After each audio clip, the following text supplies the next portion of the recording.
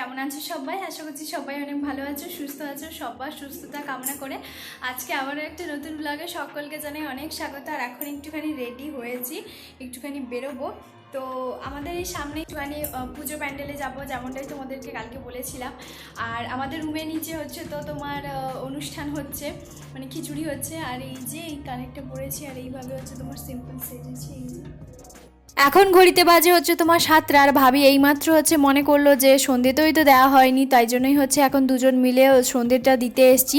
আমাদের রুমের নিচেই হচ্ছে তোমার পুজোটা হচ্ছে। আর আমাদের একটা বিল্ডিংয়ের পরেই হচ্ছে তোমার বিশাল বড় একটা ঠাকুরের প্যান্ডেল হয়েছে, সেটাও তোমাদের সঙ্গে আমি শেয়ার করব।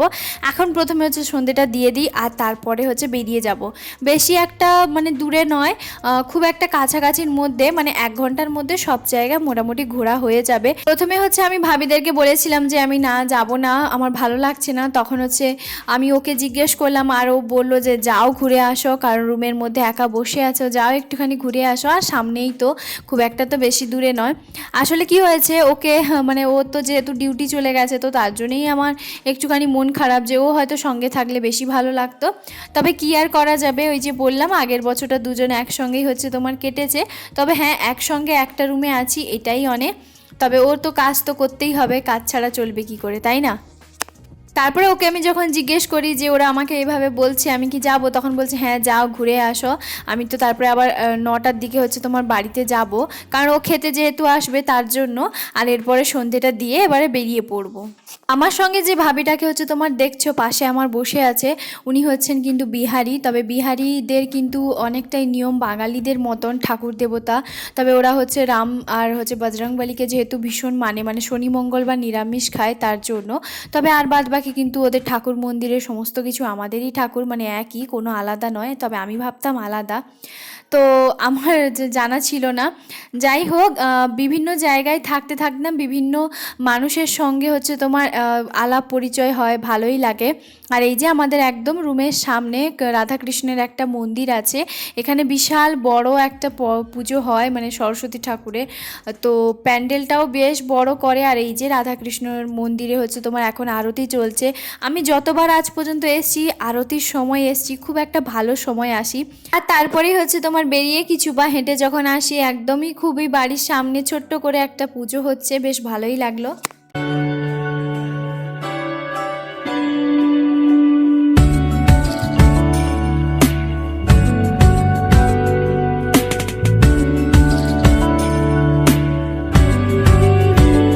ভালো লাগে তোমাকে কাছাকাছি পেলে, ভালোবাসি তুমিও কাছাকাছি এলে, অন্য তখন চোখের ধরুন।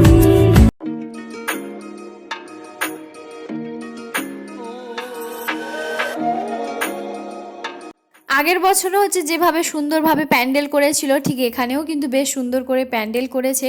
তবে আশ্চর্য একটাই, এখানকার হচ্ছে তোমার এত কিছু ভালো ভালো বড় বড় পুজো হয়, পুজো প্যান্ডেলও আছে। তবে বিষয়টা হচ্ছে এই যে আমার একদমই ভালো লাগে না, তার একটাই কারণ, কোনো কিছু দোকান মানে খাওয়ার জিনিসের কোনো কিছু দোকান বসে না, না ফুচকা না কোনো মানে চটপটি বলো, কোনো কিছুই বসে না। ওই ব্যাপারটা আমার কেন জানি না একটুখানি অদ্ভুত লাগে। আমাদের ওইদিকে কি হয়, সামান্য একটা ছোট্টখাটো অনুষ্ঠান হলেও দোকানপাট নিয়ে বসে পড়ে। তবে এখানকার মানুষ, আমি যতদিন ধরে এসছি আমি কিন্তু এগুলো দেখতে পাই না। মানে পুজো আর্চা হলে খুব একটা কিন্তু মানে জিনিসপত্র বসে না, খুব অল্প। কথাটা হচ্ছে কোনো দোকানপাটই হচ্ছে তোমার বসে না। মানে আজকে যেমন ধরো কোনো কিছু রাস্তায় আস্তে আস্তে একটাও কিন্তু না কোনো ফুচকার দোকান, না কোনো চটপটি পাপড়ি চাট, কোনো কিছু দোকান নয়। শুধুমাত্র আমরা ভুসিমালের দোকান থেকে হচ্ছে তোমার একটা করে হচ্ছে তোমার কুরকুরি নিয়েছি, বাস অতটুকুনি। ভীষণ পরিমাণে রাগ ধরে। তবে মানুষজন এতটা পরিমাণে হেঁটে হেঁটে সেজে গুজে বেশ যায়, এত ভালো লাগে সবাই। তো বিশেষ করে দোকানপাট বসাটা মানে আমার মনে হয় যে ভালো হতো, তবে কি আর করা যাবে, এইটা আমার এখানকার ভীষণ পরিমাণে মন খারাপ হয়। ওই জন্য আমি এখানে খুব একটা, এই যে ধরো আজকে ধরো সরস্বতী পুজোর প্যান্ডেল দেখতে আসা, এটা আমার একদমই ইচ্ছে ছিল না, শুধুমাত্র এই কারণে।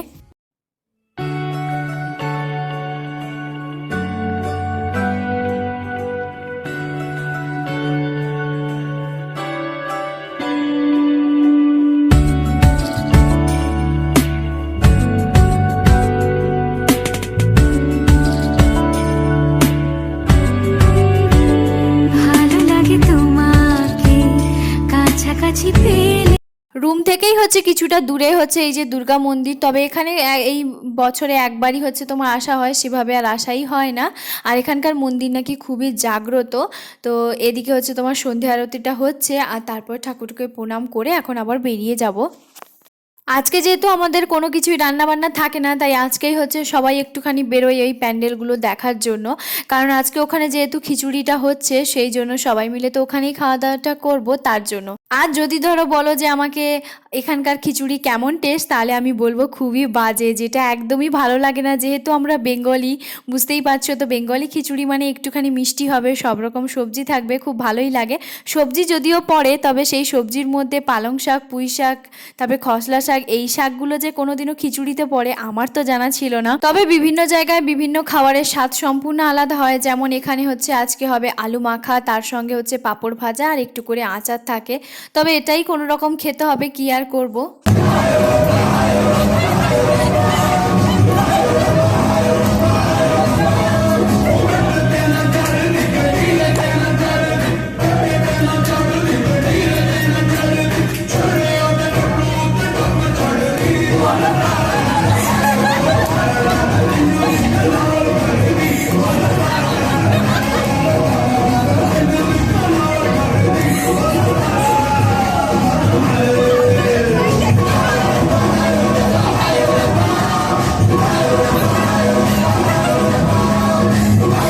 আসলে নিচে হচ্ছে সবাই মানে নাচছিল, আর আমাদের একটুখানি নাচতে ইচ্ছে করছিল, তাই আমরা যেখানেই দাঁড়িয়েছিলাম সেখানেই হচ্ছে নাচতে শুরু করে দিয়েছি। আর এই যে এখন সবার শেষে খেতে বসে পড়ে।